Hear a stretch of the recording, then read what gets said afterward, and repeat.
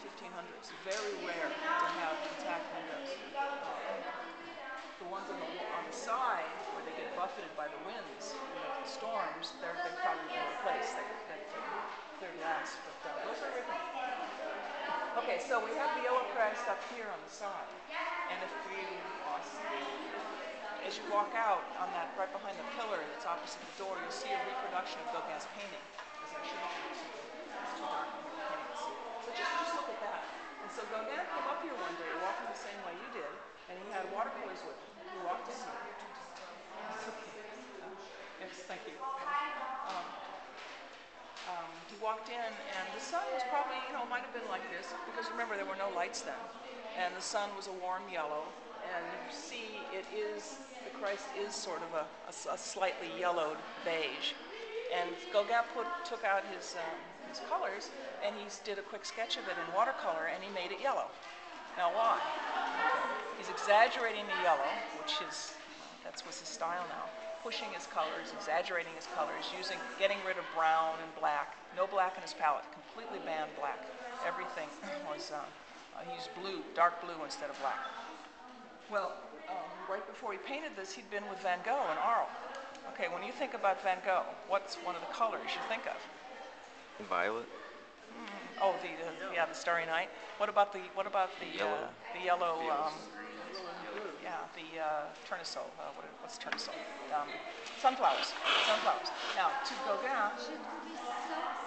Did somebody drop that? Look for your cameras. Did somebody drop it? Did you drop it? Oh, c'est gentil.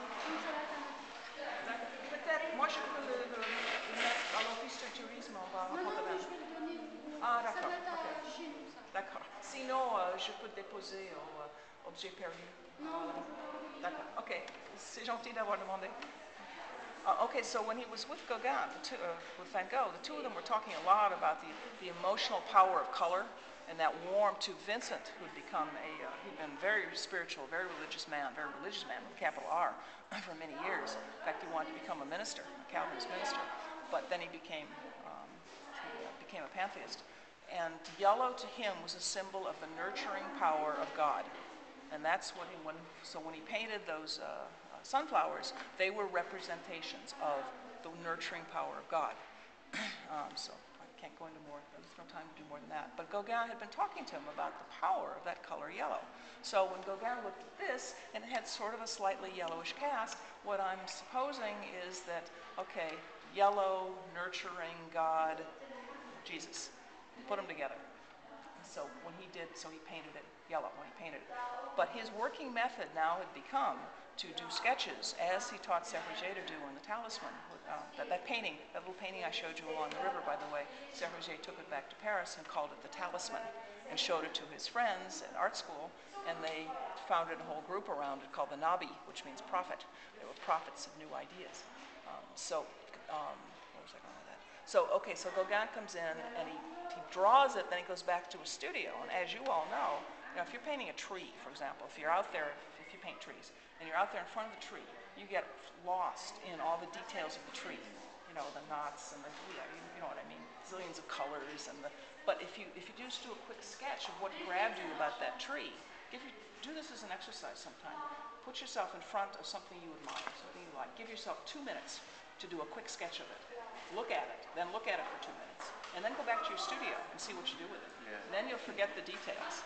Gauguin's one of the first who came up with this idea. It's called synthetism. Synthesize a more abstract form based on what you've seen, but do it in the studio where you're freed from stumbling, from being caught up in all of the distraction of the details. Okay, so he went back to his studio and he started to paint that. But obviously in the painting, he painted it outdoors. He didn't paint it in here, because what I think he was trying to say, and this is again beautiful symbolism on Gauguin's part, he doesn't tell us why he moved it outside. It's in the field right over there outside this window. With the blues of Pont-Aven behind him. It's because I think what he was trying to say, what he was trying to suggest was, if you look at the eyes are closed on the women as they're praying in the field. Okay, are they thinking about, as they're praying out in the field, are they thinking about the yellow Christ? As they're praying to Jesus, and they needed a symbol, they needed an image of Jesus in their mind, and so they think of that. Or are they in here praying between looking at the yellow Christ and thinking about the fields? Is it because that they believed in their religion 7 days a week and not just on Sundays, as Gauguin criticized the Catholics in Paris of doing? He found them horrible hypocrites. They believed for 2 hours on Sunday, and then they went off and cheated people and all that. He hated the established church. But out here, he found this primitive, natural identity with Jesus that he wanted to represent as the nurturing figure with the yellow and put out in the field. At least that's how I interpret it. So you look at it and interpret it any way you want. But then he also then went into the painting and painted the field bright yellow and the trees bright orange. So you've got this whole painting that's all about the nurturing power of nature and this whole idea of plunging yourself in nature and having a spiritual experience, which maybe some of you have already felt walking through these fields here, is you can be at one with nature here and feel it and then express it in your work. Okay, let's go just look at the painting for a second around that column.